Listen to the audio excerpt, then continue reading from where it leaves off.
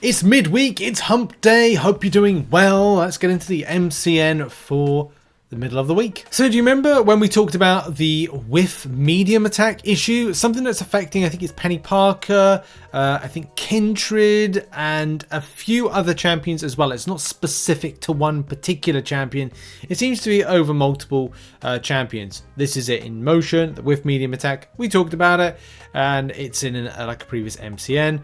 The kind of most recent update to this is the following. First of all, Kabam Dork Dave said, sorry, didn't get to this thread sooner. Sent this one over to the team. They have eyes on the Penny one, and I think we kind of referenced this in the video we did. The update is got this one in the team's hands. We'll be updating the Trello board when we have more information on this, so you can track it. So at least it's like it's in hands and it's agreed that it is a problem, something that needs to be addressed.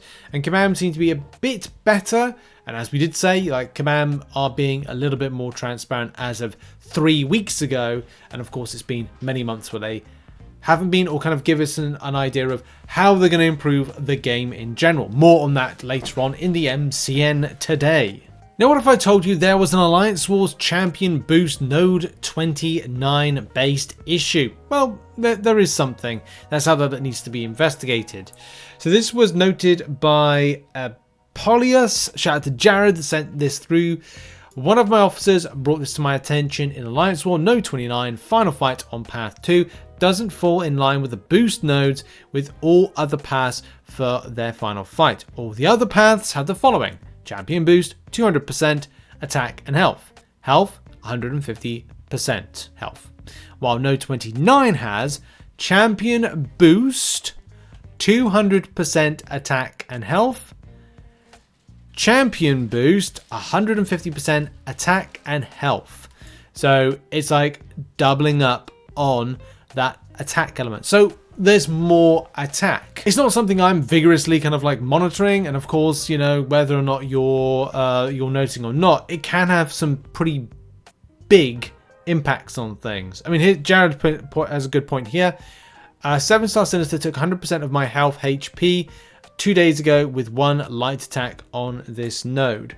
So you could be seeing something that's incredibly painful.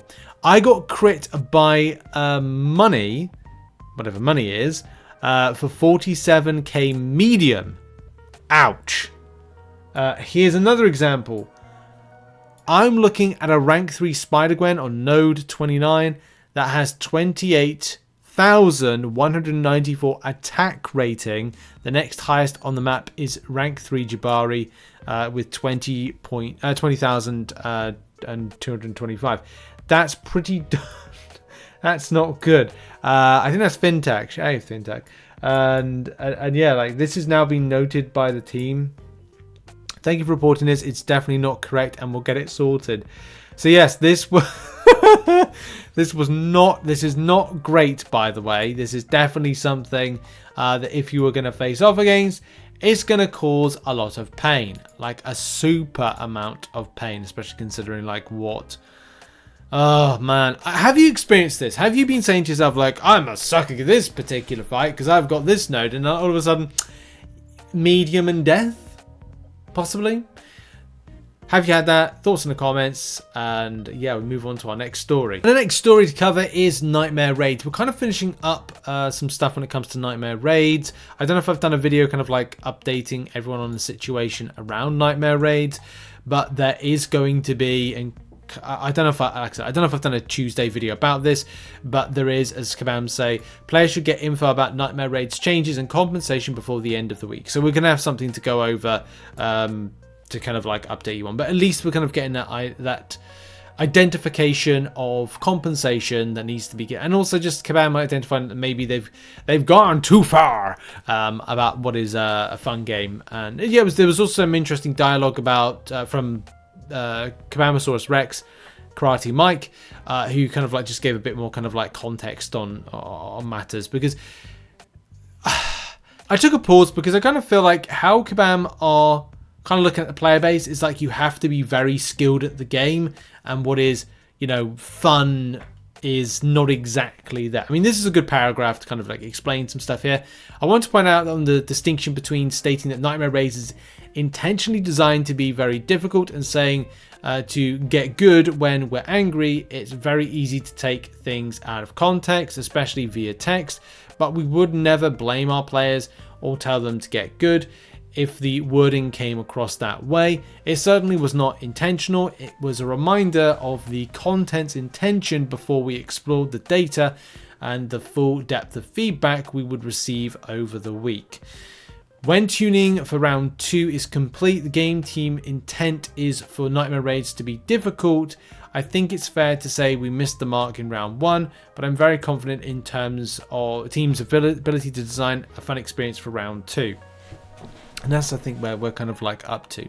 Rest assured, the wider community sentiment regarding raids has been shared with the game team, and everything that the community is saying has been heard. We grab feedback and sentiment from all corners of the battle room, not only the top 1%. It is difficult to kind of give a full picture of what Nightmare Raids is going to be like in future, as it is something important that players have to do. And I'm not saying you have to give everything away for free. Like Kabam, want you to work hard to get that light essence. It's seen. Like, we know what they want you to do. They want you to work hard. But there is always a fine line between a non-spending player trying to chase, and even like a spending player, but players in general trying to chase some of these rewards and feeling like it's like miles away. Isophene was a champion given out for free. The new one, who I can't remember, that kind of just shows how kind of like Lumatrix, that's it, Lumatrix, chase for that. If you're spending, you get access first. If you're non-spending, it's going to take longer to do. It's also more extensive to do because of Nightmare Raids. Like, if you don't do Nightmare Raids once a month, then you probably set yourself back about, I think it was like 6 months, 5-6 months if we total it that way. So it feels like it's gatekeeping to grab it, and with a lot of kind of like other things, it's just what's fun out there for kind of like alliances to do. Raids was it. Nightmare Raids could be it, but it's very much kind of, if we didn't have those revives given out for free, I doubt a lot of alliances would have been able to do it if all 3 battle groups were running Nightmare Raids. Either way, I think we're looking forward to some changes that will be hopefully positive by the end of the week. We'll have to see. The final thing that we're going to be talking about in the show today is the word boycotts. Now, I've had my run-ins with Kabam and like MCOC history and the topic of boycotts. It's kind of weird. I don't know where it... Are we doing that? Is this...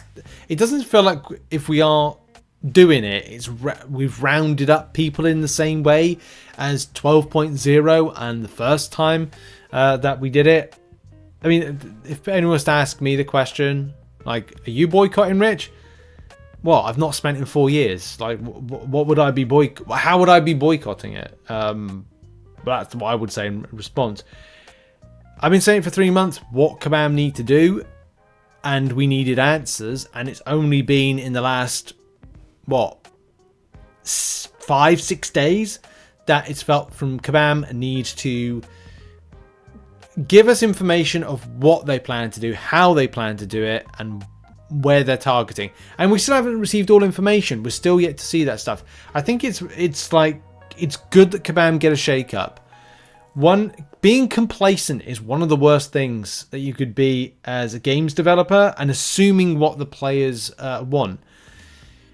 And at least it's good that I think Kabam Crash said that he'd read through or was reading through a lot of the feedback and questions and stuff, not just about Battlegrounds, but there's a larger scope to be had on stuff. But yeah, actually, I think you've got a thing here.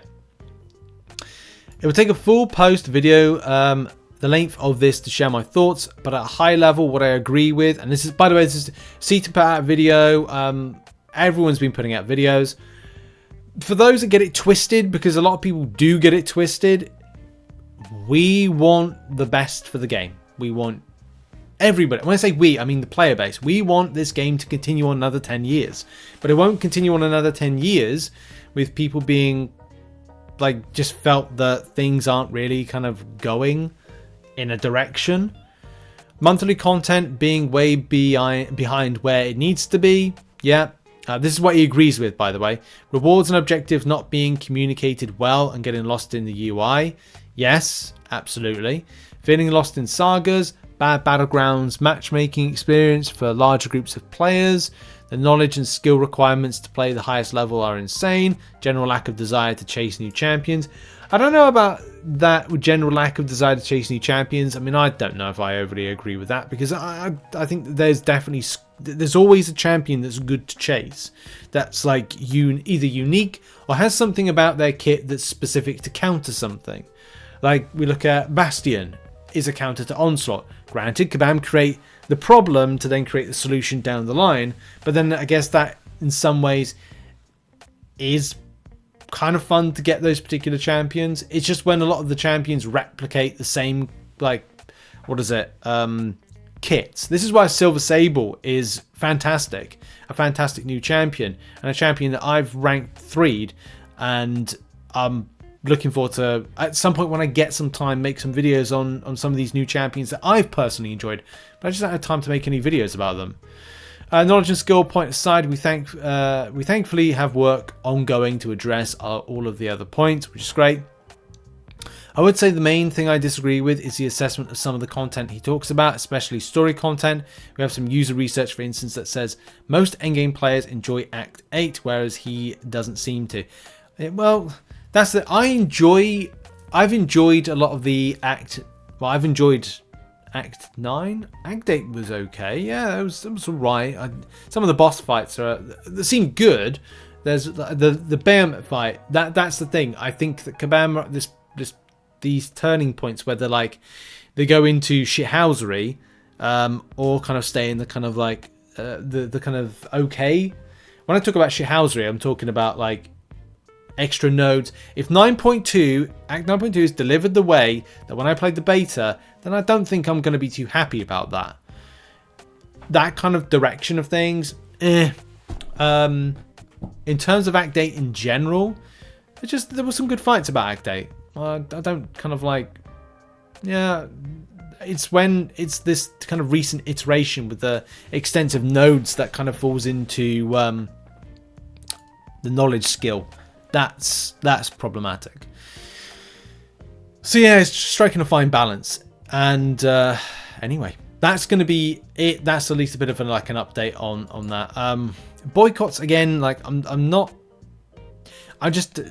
way that they were done in the past was that they were more kind of treated as a kind of a group rallying together, rather than, I don't know, the kind of, I think in some ways people have done content and coverage where they've talked about boycotts of their own personal boycotts, like why X content creator is not spending money anymore, and they're referring to their own one, rather than I don't know, implying pressure and using their influence to boycott. That I don't know. I think that maybe things have been not communicated correctly between creator and audience to kind of ascertain what their intention is.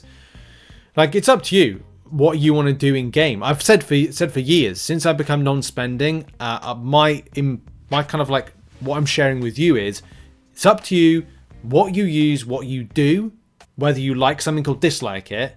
I will have my opinion, but here are some options. That's how I've always tried to, over the last few years, kind of do my coverage within the space of MCOC.